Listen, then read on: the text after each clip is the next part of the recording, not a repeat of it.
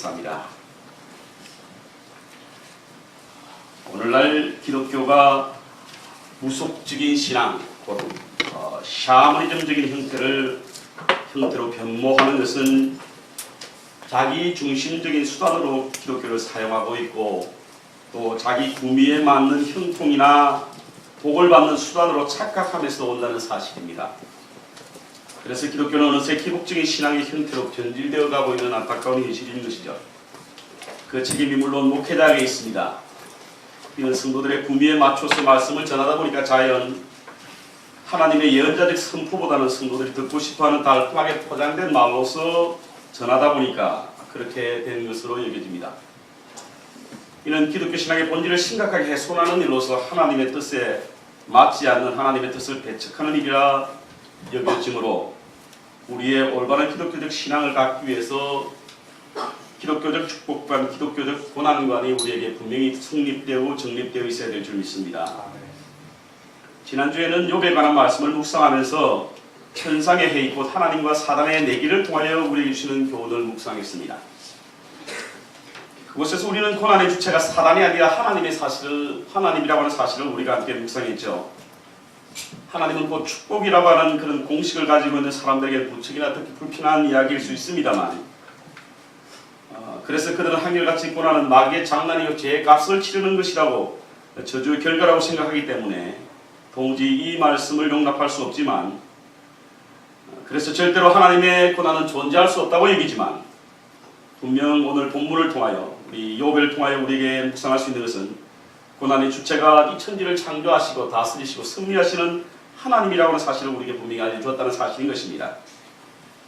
그렇지만 고난의 주체가 하나님이시기 때문에 그 고난에는 반드시 하나님의 섭리와 계획이 있다는 사실도 우리가 함께 나누게 되었던 것이죠. 저는 이 말씀을 묵상한 후에 한 주 동안 이 말씀을 다시금 되씹으면서 갑자기 이런 생각이 문득 들었습니다. 그렇다고 한다면 우리가 고난을 받는 사람을 향하여 정죄하거나 판단하여 말하는 것은 섣부른 태도다라고 하는 생각을 하게 되었고요. 한 걸음 더 나아가서 고난을 받는 사람들을 불쌍히 여기보다는 존경해야 하지 않을까 하는 생각을 하게 되었습니다. 왜냐면요, 그들은 하나님의 뜻과 승리를 이루는 사람들이고, 하나님의 뜻과 승리를 잉태하고 이제 곧 한 여인이 임신한 후에 아이가 태어나기 위해서 산고의 고통을 겪는 것처럼 하나님의 뜻과 승리를 고난받는 사람, 특별히 선한 자의 고난, 그 선한 자의 고난을 통하여 하나님의 뜻과 승리가 실현되므로 오히려 그분들은 비난을 받거나 정죄를 받기보다는 우리가 경외함을 표해야 되지 않을까라고 하는 생각을 하게 되었는데, 틀린 것 같습니까, 여러분? 저는 그렇지 않다고 생각합니다. 분명히 하나님의 고난을 통하여 우리에게 승리와 계획이 있다고 한다면 우리는 그 하나님의 승리와 계획을 이루시는 그분을 향하여 우리가 존경의 마음을 가져야 될 줄 믿습니다. 아멘. 오래됐습니다. 책이 재미가 있고 제목이 마음에 들어서 구입했는데요. 하나님 당신께 실망했습니다 라고 하는 책을 썼던 기독교적 변증가, 금세기 가장 복음적이라고 하는 사람 필립 얀시의 책을 이번 욥을 묵상하면서 준비하면서 보게 되었는데요. 이 얀시는 그 책에서 욥기서라고 하는 것은 고난에 관한 말씀이 아니라 믿음에 관한 말씀이다, 이렇게 말하고 있습니다. 우리가 흔히 욥기서를 고난에 관한 말씀이다라고 보는 이유는 바로 욥의 관점에서 볼 때 그것이 고난이기 때문인 것입니다. 그런데 하나님의 관점에 보면 그것은 바로 믿음에 관한 말씀이라는 것이죠. 왜냐하면 하나님께서 인간에게 주신 자유의 의지를 갖고 어떤 고난이 닥쳐올 때 너희가 믿을 것이냐, 믿음을 갖고 순종할 것이냐, 그렇지 않을 것이냐를 눈여겨보고 있는데, 하나님의 관점에서 보면 그것이 곧 믿음에 관한 말씀이라고 하는 것이죠. 그래서 욥기서는 사람의 입장에서 볼 때는 고난의 말씀이라고 할 수 있지만, 하나님의 관점에 보면 이 사람이 얼마나 믿음을 갖고 이 고난에서 이길 수 있는가에 대한 말씀을 하는 것이므로 욥기서는 고난의 말씀이 아니라 믿음의 말씀이다라고 하는 그런 말씀을 그 책을 통해서 하고 있습니다. 상당히 공감이 가는 내용입니다. 정확한 분석이라고 여겨집니다. 왜냐하면 욥기서는요, 욥의 고난이 시작된 이유가 어디에 있냐면 바로 사단의 고소, 참소, 기소에서부터 시작되거든요. 하나님을 믿는다고 생각하고 하나님을 믿는다고 말하고 그리고 믿음 생활하고 있지만 실제로 하나님을 믿는 사람들의 믿음의 형태가 과연 어떠하냐 이겁니다. 사단은요, 지금 당시에 하나님을 믿는 사람들의 믿음의 형태와 오늘날 믿음 생활하는 우리에게 상당히 아픈 부위를 꼬집으면서 우리에게 기소하고 있는데 그것은 바로 하나님을 믿는 사람들이 이유 없이 하나님을 믿겠느냐 이겁니다. 본문 9절을 한번 보겠습니다. 사단이 이렇게 기소하죠. 사단이 여호와께 대답하여 이르되 욥이 어찌 까닭 없이 하나님을 경외하니까 이렇게 묻습니다. 이 말씀은 우리가 지난주에 묵상했습니다만 사단이 지상의 모든 사람들을 두르고 난 후에 하나님 앞에 섰을 때에 하나님께서 사단에게 내 종 욥을 보았느냐 그의 믿음이 참 대단하지 않느냐라고 물을 때에 그 사단이 욥을 향하여 말하기를 그가 어찌 까닭 없이 하나님을 경외하겠느냐 이 말입니다. 이는 당시 욥에게도 하는 말씀이지만 오늘날 우리에게도 하시는 말씀입니다. 까닭 없이 믿겠느냐. 분명히 무엇이가 있기 때문에 믿을 것이다 라고 하는 것이죠. 우리는 이 말씀을 통하여 하나님이 우리에게 요구하시는 믿음이 어떤 것인가를 볼 수 있는 지혜가 있어야 될 줄 믿습니다. 우리 이 시대에 우리가 가져야 할 바른 믿음의 자세가 어떠해야 할 것인가. 만약 간혹 여러분과 제 가운데 어떤 까닭, 어떤 연유 때문에 하나님을 믿는다고 한다면 믿음의 방향을 이제는 틀어야 할 때입니다. 믿음의 방향이 까닭 없이도 믿을 수 있는, 이유 없이도 하나님과의 신실한 관계를 가질 수 있는 믿음의 자세가 되어야 함을 오늘 본문은 우리에게 교훈하고 있다는 사실인 것입니다. 자, 보세요. 이 말씀을 하고 난 이후에 우리가 묵상해야 될 말씀은 이 까닭 없이라고 하는 단어입니다. 까닭 없이라고 하는 이 말은요, 욥기서의 중요한 키워드가 되고 아주 중요한 어떤 주제가 되는 말씀이 까닭 없이입니다. 까닭 없이. 까닭 없이가 욥기서에 모두 4번 나옵니다. 1장에 한 번 나오고 2장에 한 번 나오죠. 1장은 사단이 욥을 기소하면서 하나님 앞에 말하면서 그가 어찌 까닭 없이 하나님을 숨기느냐라고 하는 말씀을 할 때 까닭 없이라고 하는 말이 나오고요. 2장에 보면 하나님께서 사단의 그 말에 까닭 없이 욥에게 고난을 주고 난 이후에 내가 까닭 없이 주었다라고 하는 말씀을 할 때 나오는 말씀인 것입니다.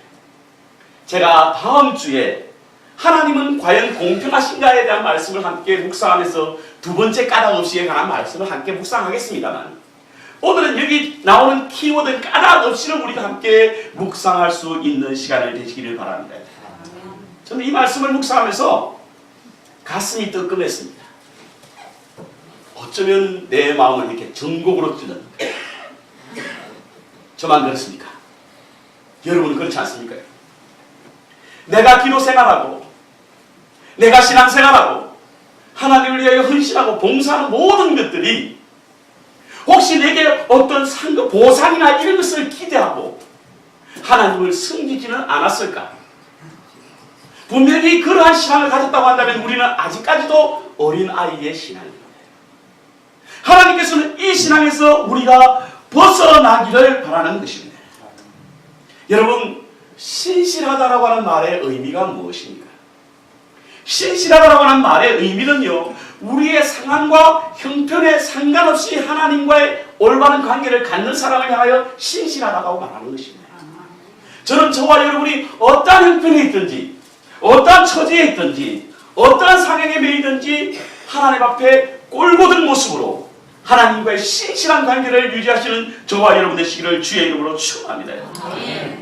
오로지 하나님만 바라보는 영성생활을 통하였으만 좋은 것이든 나쁜 것이든 우리 하나님으로부터 말미암은 것이라고 하는 신앙의 고백만이 하나님과의 우리와의 올바른 영적 관계를 가능케 한다는 사실을 기억하시고 오늘 우리가 이 말씀을 통하여 나는 혹시 까닭 때문에 하나님을 숨기는 것은 아닌가라고 하는 영적 성찰이 저와 여러분에게 있어야 될 줄 믿습니다. 기독교의 본질은요, 기독교의 종교가 아니라 보정의 종교라고 저는 믿습니다. 여러분도 그렇게 믿습니까? 이게 무슨 뜻인가 혼란을 느낄 수 있습니다. 여러분. 기독교는요, 우리가 어떤 것을 보상을 기대하고 믿는 기독교가 아니라 하나님께서 우리에게 보증하신 그것을 약속으로 믿고 섬기는 것이 바로 기독교입니다. 하나님께서 이스라엘과의 언약의 보장을 하셨고 그리스도가 이 땅에 오셔서 나타나심으로 그 보증을 확증하셨으며 우리가 장차 하나님 나라에 섰을 때에 성령께서 우리가 하나님의 자녀인 것을 보증해 주신다고 하셨으니까 기독교는 어떤 보상을 바라고 믿는 것이 아니라 하나님께서 약속하시고 보증하시고 그리고 우리에게 확증하신 그것을 믿고 살아가는 것이 바로 기독교의 신앙이라고 하는 것입니다. 아멘. 어렵지만 확신합니다. 아멘. 진리입니다.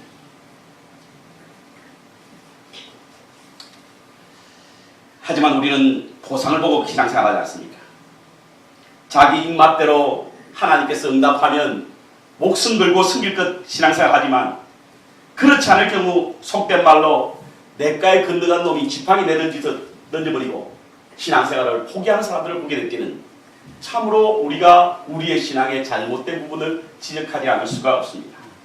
그것을 사단은 기가 막히게 알았다는 거예요. 그것을 사단은 기가 막히게 알고 우리에게 참소합니다. 너희가 까닭없이 하나님을 섬기겠느냐? 아니라는 거예요. 아무런 까닭이 없어도 하나님께 신실할 수 있는 신앙이 바로 진정한 믿음을 가진 자라는 것입니다. 관계성을, 하나님과의 관계를 최고의 보상으로, 그래서 최고의 목표로 생각하는 것이 바로 신실한 신앙인의 자세라고 하는 것입니다. 우리 제게 와서 이렇게 말씀한 적이 있습니다. 목사님, 처음 예수를 믿었을 때는 작지만 기적도 나타나고 하나님의 응답도 빠르더니 왜 신앙생활을 하면 할수록 응답은 더디고 기적은 나타나지 않습니까? 라고 질문하는 분들이 계세요. 여러분 어떻습니까? 10년, 20년 돼도 여전히 하나님의 응답은 빠르고 기적은 우리 앞에 왔다 갔다 합니까? 처음 믿을 때만큼 그렇게 응답도 빠르지 않고 기적도 나타나지 않는 이유가 무엇인 줄 아십니까? 그것은 바로 하나님이 원하지 않기 때문에. 하나님이 보실 때는 기적만 가지고 안 된다는 거예요. 응답만 가지고 안 된다는 겁니다. 하나님이 우리에게 요구하시는 것은요, 기적보다도 믿음입니다. 아멘. 믿음과 기름을 합니다. 오로지 믿음만이 하나님과의 올바른 관계를 가질 수 있기 때문에 기적을 나타내 보여주기보다는 응답을 빠르게 하기보다는 우리에게 믿음을 통하여 하나님과의 올바른 관계를 유지하기 위해서 오직 믿음으로 살게 하기 위해서 기적이 하나님과의 관계에 전혀 도움이 되지 않음을 알기 때문에 우리가 믿음 생활을 하면 할수록 하나님의 응답보다는 우리의 믿음으로 하나님과의 관계를 유지하기를 원한다는 사실을 기억해야 될 줄 믿습니다. 아멘. 고린도전서 10장 1절부터 2절에 보면요, 사도 바울 선생은 고린도 교회를 향하여 이렇게 말합니다. 형제들아, 나는 너희가 알지 못하기를 원하지 아니하노니 우리 조상들이 다 구름 아래에 있고 바다 가운데 지나며 모세에게 속하여 그 구름과 바다에서 세례를 받고 이렇게 말씀하고 있어요. 홍해를 지나간 것을 바울 선생은 세례를 받았다고 말해요. 여러분, 세례라고 하는 것이 뭐죠? 우리가 처음 예수를 믿고 하나님의 기적을 체험하고 응답에 따라서 우리가 하나님의 구원함을 받는 하나님의 자녀라고 하는 확증을 받는 것이 세례 아닙니까, 여러분? 세례를 기적으로 보는 거예요. 그리고 세례를 통하여 하나님의 기적을 체험했습니다. 자, 그렇다고 한다면 기적을 체험한 우리에게 하나님은 왜 약속의 땅 가나안으로 바로 보내지 않느냐? 광야에서 모두 몇 년 계셨다고요? 40년. 왜 40년 동안 그 백성을 질질 끌고 다니냐는 거예요. 그것은 바로 광야를 통하여 그들의 믿음을 갖게 하기 위한 것입니다. 아멘. 기적만 가지고 안 되니까, 응답만 가지고 모자라니까 하나님께서 광야의 삶을 통하여 그들에게 믿음을 갖게 하고 믿음을 통하여 하나님과 올바른 관계를 갖기 위해서 하나님께서는 그 백성을 가나안 땅으로, 광야로 그들을 인도했다는 사실인 것입니다. 여러분, 광야라고 하는 말은요, 명사형으로 미드바르라고 합니다. 미드바르. 이 말의 의미는 바로 광야의 것입니다. 근데 드바르라고 하는 동사형은요, 어떤 뜻이 있냐면 하나님의 말씀이라는 뜻입니다. 그러니까 그들을 광야로 인도했다라고 하면서 하나님의 말씀을 듣게 하기 위해서 그들을 광야로 인도했다는 것이죠. 그럼 말씀이 왜 필요합니까? 믿음은 뭐에서 난다? 들음에서 난다. 말씀을 통해 그들을 듣게 만드시고 들음으로 말미암아 믿음을 갖게 함으로 말미암아 하나님과의 신실한 관계를 유지하기 위해서 그 백성들을 광야로 보냈다라고 하는 사실인 것입니다. 여러분, 오늘 우리의 삶이 광야와 같습니까? 그렇다고 한다면 하나님께서 우리의 믿음을 갖게 하기 위하여, 그래서 하나님과 올바른 관계를 갖게 하기 위해서 우리로 하여금 광야로 인도하신다는 사실을 기억해야 될 줄 믿습니다. 아멘. 광야의 삶을 통하여 하나님의 분명한 음성을 듣기를 소원합니다. 그 음성을 듣고 하나님과의 올곧은 관계를 갖는 저와 여러분 되시기를 주의 이름으로 축원합니다. 아멘. 오늘 본문을 보겠습니다. 본문이 들려온 소식은 참으로 욥에게 참담합니다. 전해온 소식들이 어쩌면 이렇게 그로 하여금 그야말로 하늘이 무너지고 땅이 꺼질 것만 같은 소식들 뿐입니다. 그가 가진 재산 하루아침에 다 사라지고 맙니다. 심지어는 그의 자녀들도 대풍 바람이 불어, 큰 바람이 불어가지고 그 집이 무너지는 바람에 10자녀 모두가 다 죽고 말았습니다.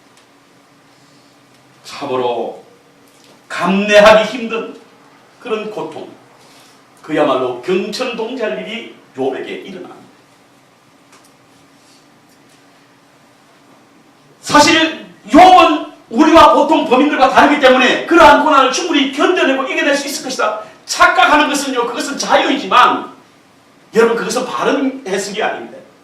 왜냐하면 오늘 욥이 이러한 소식을 듣고 그가 한 행동을 한번 보십시오. 20절에 욥이 일어나 겉옷을 찢고 머리털을 밀고 땅에 엎드려 경배하며, 자, 얼마나 큰 고통이 그에게 찾아왔으면 옷을 찢었겠습니까? 여러분, 그 당시 옷을 찢는다라고 해서 급한 슬픔에 빠진 사람들이 취하는 행동이 옷을 찢는 거예요. 머리를 밀었다라고 하는 것은요, 스스로 정상적인 생활에 마음을 둘 수 없는 사람들이 머리를 깎는 거예요.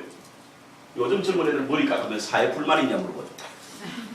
당시에 머리를 깎는 사람은요, 스스로 정상적인 생활을 할 수 있는 그런 마음이 들지 않는 사람이 머리 깎는 거예요. 마치 미친 듯이 생활하는 사람이 머리 깎는 거예요.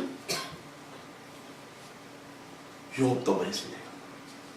세상의 어느 부모가 자식을 잃고 정상적으로 생활할 수 있겠습니까? 욥도 우리와 같이 범인이에요. 똑같은 사람입니다. 별반 차이를 느낄 수 없을 만큼 고통과 그 심중에 말할 수 없는 아픔이 그에게 찾아왔습니다. 성경은요, 그가 왜 그러한 일을 당했는지에 대한 대답이 없습니다. 그 해답은 창세 이후로 지금까지 아무도 대답해주고 있지 않습니다. 그런데 욥기서를 묵상하다 보면요, 욥이 하나님은 대답하지 않지만 그는 발견한 무엇인가를 보았답니다. 그런데요, 욥이 그러한 것을 발견하게 되었을 때는 그의 신앙 때문이었어요. 이러한 일을 당했을 때 욥이 뭐라고 고백했냐? 저는 이 고백을 통하여 극한 슬픔과 깊은 상처에 그 마음이 해집혀진 상태에 있는 우리에게 어떠한 삶을 살아야 할 것인가에 대한 좋은 교훈이 되는 것으로 여기서 이 말씀을 함께 읽기를 원합니다. 같이 읽겠습니다.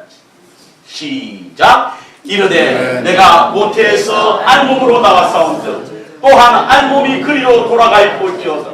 주시니도 여호와시요 그 주시니도 여호와시오니 여호와 이름이 찬송을 받으실지니라.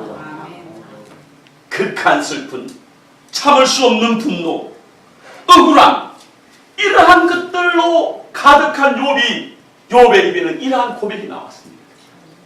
근데 우리는 이 고백을 통해서 세 가지 중요한 것을 깨달을 수가 있습니다. 첫 번째 어떤 것이냐면요, 그는 고난을 인정했습니다. 무엇을 어떻게 했다고요? 고난을 인정했습니다. 여러분, 고난을 인정해야만 그곳에 하나님의 섭리와 뜻을 발견할 수 있습니다. 아멘. 고난을 인정하지 않으면 우리 마음속에 어떤 것만 살아난다고요? 분노만 살아난다. 왜 내게만 이런 일이 생기나? 혹시 여러분 가운데 아직까지도 내가 나에게 찾아온 고난을 인정하지 못함으로 분노를 쌓은 채 살아가고 있지는 않습니까? 하나님께서 우리에게 고난을 통하여 하나님의 승리와 계획이 있는 것을 안다고 한다면 그것을 인정하게 될 때 그 길이 보이는 겁니다. 아멘. 인생 수업으로 유명했던 시카고 대학의 정신과 의사인 키블 로스 박사가 있습니다. 키블 로스 박사. 이분이 신경정신과 의사이기 때문에 환자들과 상담을 많이 하죠. 한때 이분이 타임즈가 선정한 100인의 가운데 들었던 사람인데요. 아주 미국에서 유명한 시카고 대학의 정신과 의사가. 이분이 자신의 경험을 가지고 토대로 한 책을 썼는데 그 책에서 그는 암 환자, 암에 걸린 사람, 이 사람에게 일어나는 반응 5단계를 그 책에서 소개하고 있습니다. 실제로 암이 걸렸을 때 사람들은요, 그것을 부정한다고 합니다. 아니야, 이거 잘못했을 때, 오진이었을 때, 내게 그 암이 일어나지 않을 거예요. 두 번째로, 분노한다는 거예요. 왜 내게만 이런 일이 일어나? 세 번째로, 타협한다는 거예요. 그래, 좋다 이거지. 그럼 어떻게 하면 살 수 있지? 그러다 네 번째, 갑자기 우울해진다는 거예요. 마지막 5단계로 그것을 수용하게 된다는 것이죠. 물론 이 순서가 좀 바뀔 수 있다고 합니다. 그러나 일반적으로 그가 임상실험을 통해서 발표한 내용입니다. 그런데 이 키블 로스 박사는요, 이 5가지 단계 가운데 가장 중요한 것은 우리가 바로 수용이라고 합니다. 수용. 가능한 한 수용의 단계를 빨리 가는 것이 본인뿐만 아니라 주위의 사람들에게도 아름답게 삶을 살 수 있게 되는 원인이 된다는 사실입니다. 그런데 어떤 사람은요, 2단계에 멈춘 사람이 있다. 2단계에 멈추고 분노로서 그 생을 나가는 사람입니다. 끝까지 왜 내게만 이런 일이 있느냐라고 말하는 사람이 있다. 그런 사람은 그 사람이 불행할 뿐만 아니라 주위 사람에도 불행을 가져다 준다라고 그는 강조하고 있습니다. 여러분, 고난은 누구에게나 올 수 있는 거예요. 그 고난을 우리가 어떠한 자세로 받아들이냐에 따라서 우리는 그것을 아름다운 고난으로 성화시킬 수 있다는 사실인 것이죠. 끊임없이 그것에 저항하고 분노하게 된다고 한다면 우리는 그 속에 임하시는 하나님의 뜻을 발견할 수 없고 원망과 불평으로 그의 삶이 참으로 불행에 치달을 수밖에 없다는 사실인 것입니다. 사도 바울은 어떻습니까? 사도 바울도요, 그에게 육체를 지르는 가시 하나가 있었습니다. 그것을 놓고 하나님께 얼마나 기도 많이 했는지 모릅니다, 여러분. 그렇죠. 사도 바울이 사도 아닙니까, 여러분? 사도. 그런 능력 있는 사도였거든요. 안수만 하면 나왔습니다, 여러분. 그가 손수건만 내밀어도 병들이 낫는데 자기 병은 정작 낫지 않는 거예요. 그래서 그는 하나님 앞에 3번이나 기도했다가, 여러분, 3번 기도했다라고 하면서 완전 숫자예요. 그가 할 수 있는 모든 기도를 다 했습니다. 그때는요, 그것을 받아들이지 않을 때는 하나님의 뜻을 발견하지 못했습니다. 그런데 고린도후서에 보니까요, 그가 기도할 때에 자기의 육체에 찌르는 그 가시를 수용하게 되는, 나에게 이르시기를 내 은혜가 내게 족하다라고 하는 자기의 육체의 가시를 자기가 수용하게 될 때에 그가 무엇을 발견하게 되었냐면, 이는 내 능력이 약한 데서 온전하여지게 된다라고 하는 하나님의 뜻과 섭리를 발견하게 됐다는 사실인 것입니다. 아직까지도 내게 닥치는 고난이 하나님의 뜻과 섭리가 보이지 않습니까, 여러분? 수용하시기 바랍니다. 인정하시기 바랍니다. 그때 우리는 우리에게 닥친 고난을 발견하게 되고 그 섭리를 깨닫게 될 줄 믿습니다. 잠언서 3장 6절에 보면 너는 범사의 그를 인정하라, 그리하면 내 길을 지도하신다. 여기 범사라고 하는 이야기는요, 여러분, 좋은 일이 있을 때만 인정하라는 뜻이 아닙니다. 잘된 일이 있을 때만 인정하라는 뜻이 아니라 고난을 당할 때도, 슬픔을 당할 때도, 고통 중에 있을 때도 그분을 인정하라는 거예요. 아멘. 그때 비로소 우리는 길이 보일 것이라는 말씀이죠. 두 번째 우리가 고난 중에 신실한 믿음을 가질 수 있는 두 번째 방법은요, 하나님은 내 인생의 계획자요 인도자라고 하는 믿음을 가지고 있다고 한다면 우리가 환난 중에도 신실한 믿음을 잃어버리지 않습니다. 어떤 자세를 가지면 된다고요? 하나님은 내 인생의 계획자요 인도자라고 하는 사실. 욥은 자신이 고난으로 모든 것을 잃어버렸을 때도 주시리도 여호와시오 그 주시리도 여호와시다라고 하는 고백. 사실 이것은 말은 아름답지만 우리가 고백하기는 쉽지 않은 내용입니다. 그렇죠? 어떻게 자기 모든 것, 심지어 자기 자녀까지 잃어버렸는데도 어떻게 이런 고백을 할 수 있느냐? 그런데요, 이 쉽지 않은 고백을 할 수 있었던 이유가 있었습니다. 어디를 보면 되냐면요, 욥기서 23장 8절부터 14절에 나와요. 그런데 내가 앞으로 가도 그가 아니 계시고 뒤로 가도 보이지 않냐며 그가 왼쪽에서 일하시나 내가 만날 수 없고 그가 오른쪽으로 돌이키시나 배울 수 없구나. 이 말씀은 우리 신앙인들도 참 많이 배우는 말씀이에요. 그런데요, 욥의 신앙이 참 대단했던 것은 자기는 볼 수 없지만 하나님은 보고 계셨다는 믿음을 가지고 있습니다. 아멘. 여러분, 내가 하나님 보이지 않는다고 하나님 못 보신다라고 하는 어리석은 믿음 갖지 마시기 바랍니다. 나는 보지 못하지만 하나님은 보고 계신다는 거예요. 앞에서 계시지 않고 옆으로 보고 계시는, 뒤로 가도 보이지 않는 하나님은. 근데 그 하나님은 어떻게 하시냐? 그러나 내가 가는 길을 누가 하신다? 그가 하시나니.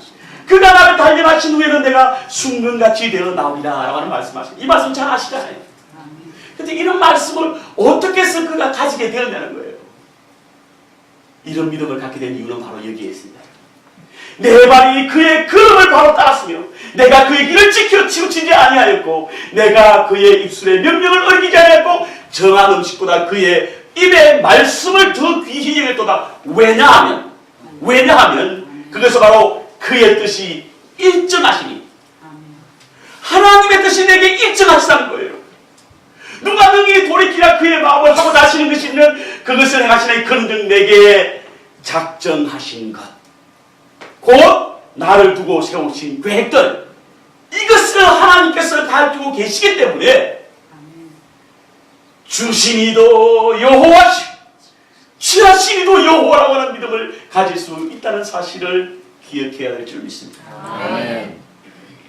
욥은 자신에게 주어진 모든 것들은 하나님의 설계에 의한 것이요 가져가신 것도 하나님의 계획에 의한 것이라고 하는 사실을 알게 되었기 때문에 그는 고난 중에도 결코 그의 신실한 믿음을 잊지 않았던 사실을 우리가 기억해야 될 줄 믿습니다. 아멘.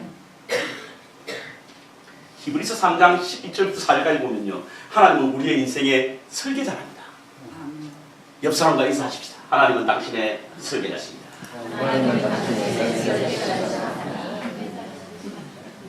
하나님이 설계하시면 제대로 알겠죠. 막 여기 이상한 사람들처럼 졌다가 하루 만에 무너지고 이런 집 아닙니다.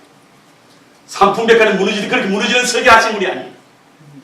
하나님의 설계는 견고하고 어떤 방풍에도 돌풍에도 넘어지지 않는 그런 완벽한 하나님의 우리 인생의 설계라는 사실인 것입니다.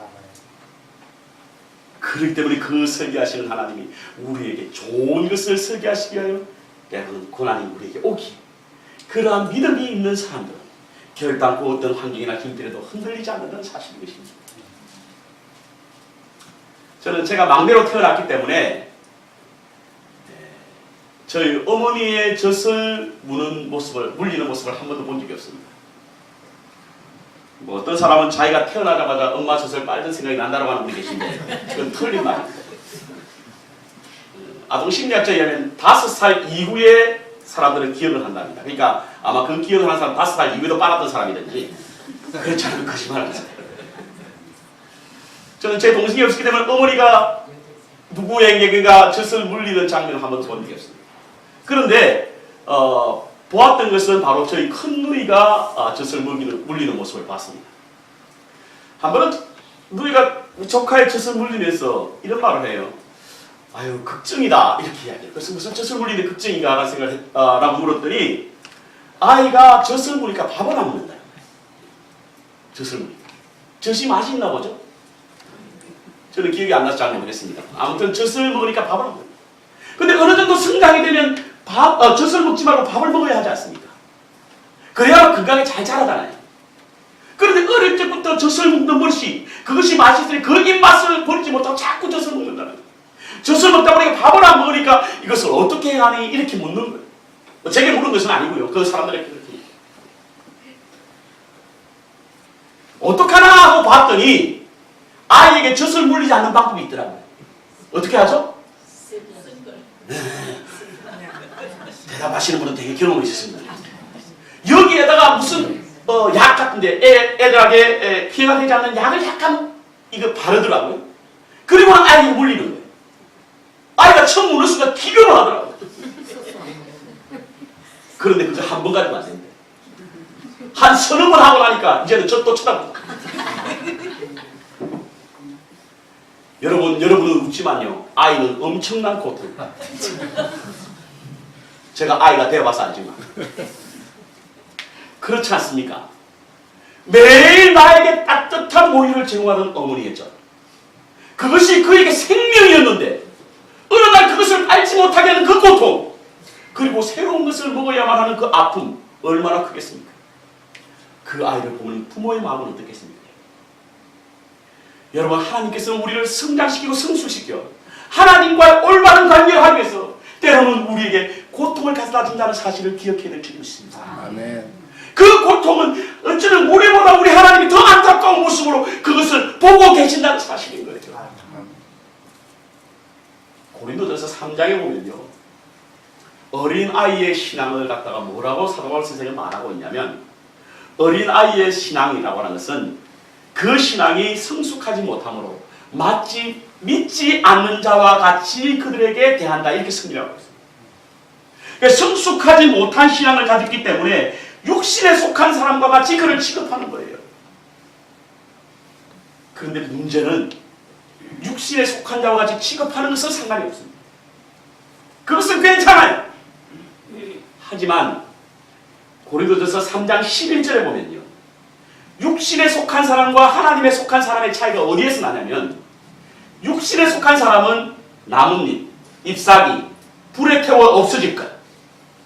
영에 속한 사람은 금, 은, 보석, 불에 아무리 달궈도 없어지지 않을 것. 이렇게 비유합니다. 믿지 못하시거든 고린도전서 3장 11절을 찾아보십니다. 그런데 그것에 나중에는 불이 태워진다. 불이 태운다는 것이 무엇입니까? 고난입니다. 고난. 고난이 올 때 나무나 종이나 잎사귀 같은 것은 다 태워져 없어지지 않습니까? 하지만 금이나 은이나 각종 보석은 없어지지 않습니다, 여러분. 하나님은 누구에게 상급을 주신다고요? 태워지지 않는 자에게 상급을 주신다고 말씀하고 있습니다. 구원은 받을 수 있을지 몰라요. 예수를 믿는 마음으로 구원을 받을 수 있는 줄은 모릅니다, 여러분. 하지만 상급은 없다라고 주께서 말씀하고 있습니다.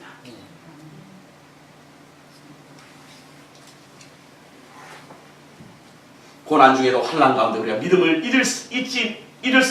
잃지 않기 위해서는 우리는 하나님께서 우리 인생의 설계자라고 하는 사실 기억하시며 사시기를 주의 이름으로 축원합니다. 아멘. 마지막으로 우리가 세 번째로 묵상해야 될 말씀은, 고난이 올 때에 우리의 인생에 전적으로 하나님께 위탁하게 될 때 우리는 결코 고난 중에 환난 중에 하나님을 포기하지 않습니다. 하나님을 전적으로 위탁하게 될 때 우리는 우리의 믿음으로 승리하게 될 수 있는 줄 믿습니다. 자, 오늘 본문에 보면요, 욥이 그렇게 찬양하고 난 이후에 21절 마지막 부분에 여호와의 이름이 찬송을 받으실지니라 라고 말씀하고 있습니다. 이 말은 무엇입니까? 좀 더 쉬운 세 번째 얘기하면요, 주님의 이름을 찬양할 뿐입니다, 이겁니다. 주신 이도 하나님이시오. 내가 빈몸으로 왔으니 빈몸으로 가는 것이 마땅하다. 주신 이도 여호와시고 가져가신 이도 여호와시라는 거예요. 내가 할 수 있는 일 오로지 여호와를 찬양할 뿐이라고 하는 말은 내 삶을 전적으로 주님 앞에 위탁한다라고 하는 신앙의 고백입니다. 아멘. 이것이 우리가 환난 가운데, 고난 가운데에 신실한 믿음을 지킬 수 있는 비결이라는 사실인 것이죠. 서울의 어느 교회 장로님 한 분이 계셨습니다. 이분이 어느 조그마한 중소기업 하나를 인수하셨어요. 인수하시고 나서 야심차게 그 공장을 운영하기 위해서 열심을 다해서 그 공장을 운영을 했습니다. 근데 3년이 지나고 난 이후에도 여전히 적자예요. 11조 생활도 철저히 했습니다. 주일 성수도 철저히 했어요. 하나님 앞에 정말 모자람이 없으라고 최선을 다했습니다. 그런데도 여전히 적자입니다. 몇 년 동안? 3년 동안. 그런데 3년이 지나고 나서 서서히 그 사업장에 훈풍이 불기 시작하더랍니다. 좋은 일들이 생기기 시작하더니 어느새 그 사업장에 갑자기 흑자로 바뀌게 되고 그 사업장이 점점 더 이렇게 부흥이 되더라. 주위의 공장들은 다 문을 닫게 되고 불경기로서 어려움을 겪게 되는데 그 공장만 그렇게 잘 되더라는 거죠. 그래서 옆에 있는 인근에 있는 공장 주인이 물었습니다. 아니 우리는 일주일 7일 동안 문을 열고 24시간 일을 해도 계속 적자인데 아니 당신은 주일날 문을 닫으면서 어떻게 그렇게 흑자 운영을 할 수 있느냐고 물었다가 그랬더니 이 장로님이 하시는 말씀이 이렇습니다. 하나님께서 나에게 3년 동안이나 시련을 주셨어. 그런데 3년 동안 하나님 앞에 믿음의 점검을 받고 나아보니까 그때부터 하나님께서 복을 허락해 주시다. 이렇게 말했습니다.